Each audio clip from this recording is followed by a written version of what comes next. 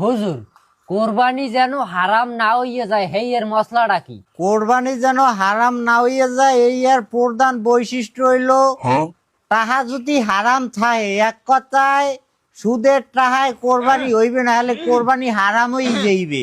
আরে আমি বুঝি তো মানিজ্জত সবারই আছে, আমি যেই সময় খুতবা করি আপনি হেইয়ার আগে আমার লাগে আলাপ করবেন না হুজুর, আপনি সুদের বয়ানটা করবেন না।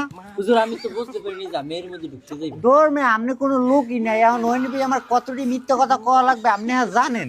কোরবানি কবুল হইবে সুদের টাকায়, কিন্তু তার ভিতরে তো শর্ত আছে, শর্ত ছাড়া তো আর কোরবানি কবুল হইবে না। এই শর্তটা কি হুজুর একটু জানতে চাই। সুদের টাকায় কোরবানি হইবে হেয়ার শর্ত হইলে পশু যখন জবাই করবা ঠিক আছে তখন তাকবির দুইটা দিতে হইবে, দুইটা তাকবির দিয়েই পশুর গলায় আন্দাগুন্দি পোজ দিতে হইবে, তাইলেই কোরবানি কবুল।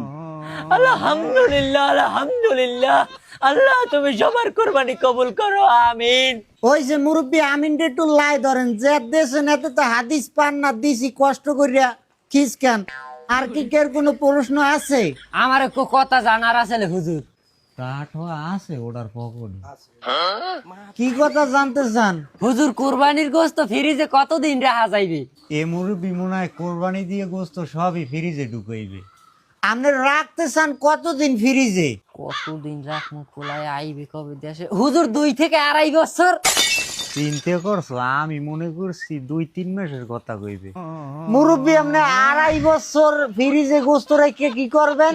হুজুর গরিব মানুষ তো পোলা থাই একটা ইটালি 5 তলা আবার একটা ফাউন্ডেশন দিয়ে বাড়ি করি 4 তলা করছি বলি একাল হাতে গুনে সব টাকা পয়সা গেছি গিয়া হেলিকে টেনশন এলাম সামনের বছর কুরবানি দিতে পারি না পারি যদি 2.5 বছর ফ্রিজে গোস্ত রাখুন যাইতে হলে আমার লাগে একালে ভালো হইতে হুজুর।